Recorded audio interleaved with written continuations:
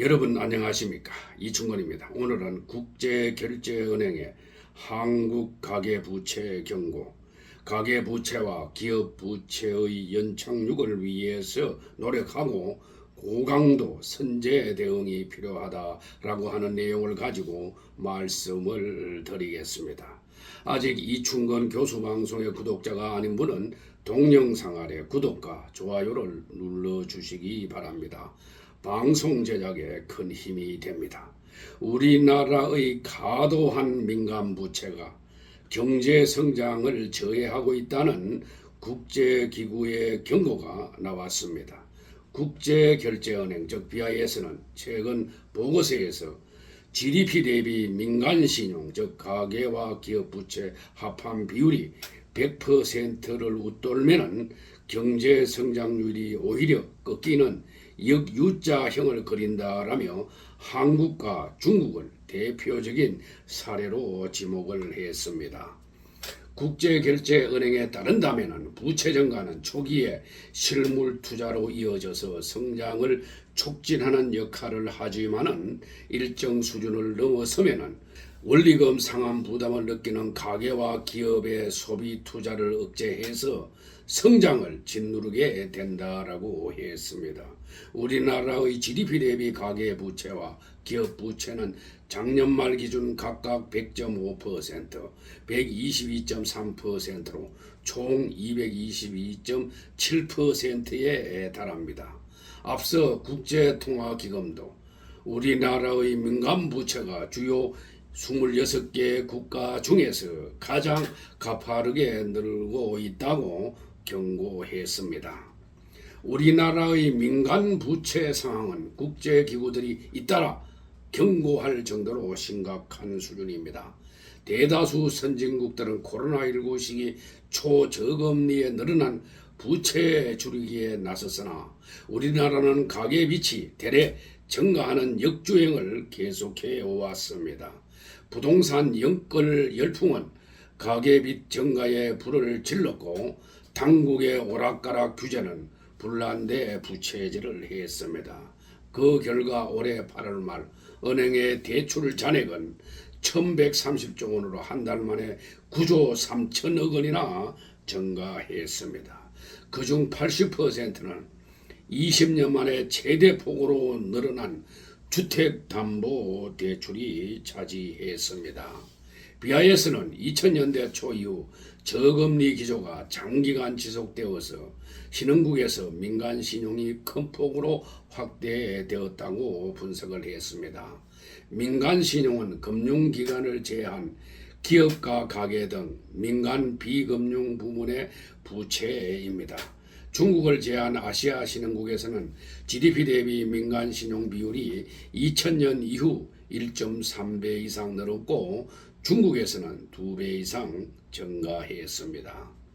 국제결제은행 즉 BIS는 한국과 중국의 경우 GDP 대비 민간 신용 비율이 100% 선을 웃돌면서 경제 성장률도 정점을 찍어 역U자형 곡선과 일치했다고 지적을 했습니다. 한국의 GDP 대비 민간 신용 비율은 지난해 말 222.7%에 달합니다. 이 중 가계 부채는 100.5%, 기업 부채가 122.3%입니다. BIS는 제조업 등 다른 업종에서 건설 부동산업으로 신용이 옮아가는 현상도 주목을 했습니다. 건설 부동산업은 상대적으로 생산성이 낮아 대출 쏠림이 성장에 장애물이 될 수 있기 때문입니다. 실제로 건설 부문과 부동산업 대출 비중이 더 많이 증가한 국가일수록 총요소 생산성과 노동 생산성 감소가 더 컸습니다. 한국은행이 9월 11일 낸 금융시장 동향에 따른다면 8월 말 기준 예금은행의 가계 대출 잔액은 1,130조 원으로 한 달 전보다 9조 3천억 원이 증가했습니다. 특히 서울 등 수도권을 중심으로 주택 거래가 크게 늘면서 은행권 주택담보대출이 역대 최대인 8조 2천억 원이나 증가했습니다. 지난달 가계대출은 3년 1개월 만에 가장 큰 증가폭이고, 특히 주택담보대출은 한국은행이 관련 통계를 집계하기 시작한 2004년 이후 역대 최대로 늘어난 것입니다. 한국은행은 5월과 6월 늘어난 서울 주택 거래가 2, 3개월 시차를 두고 주택담보대출 증가로 이어진 게 가장 주된 요인이라며, 2단계 스트레스 총부채 원리금 상환 비율 규제 시행 등으로 9월 증가폭은 축소될 것으로 본다면서도 집값 상승 기대, 이삿짐 수요, 금리 인하 전망 등은 불안 요인이라고 진단을 했습니다.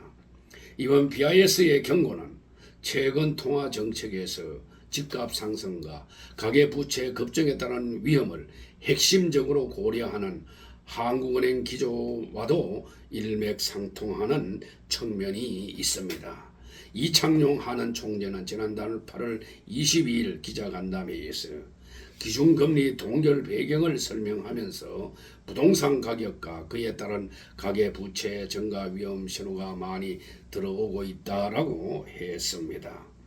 결국 우리나라의 가계부채 관리는 주택담보대출 관리가 핵심이라고 할 수가 있습니다. 정부는 더 이상 가계대출 관리에 혼선을 이야기해서는 안 됩니다. 당국은 7월 초 총부채 원리금 상환 비율 DSR 규제를 연기하더니 가계부채가 폭증한 후에는 은행들의 대출 감축을 압박하다가 실수요자들의 원성이 높아지자 한발 물러서는 등 냉탕과 온탕 행보를 보였습니다. 한마디로 정책의 일관성을 보이지 못했습니다.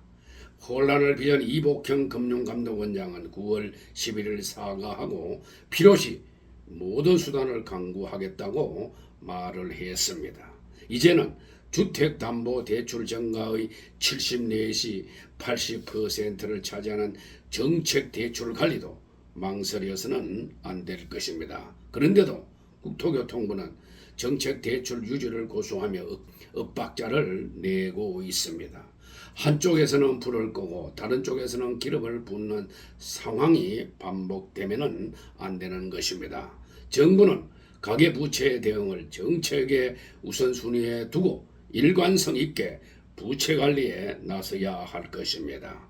한마디로 금융감독국과 한국은행, 국토부 등 관련 기관의 정책 조율과 가계부채의 연착륙을 위한 일관성 있는 정책을 실시해야 할 것입니다. 아울러 부처 간 긴밀히 정책 공조를 하면서 고강도 선제 대응에도 나서야 할 것입니다.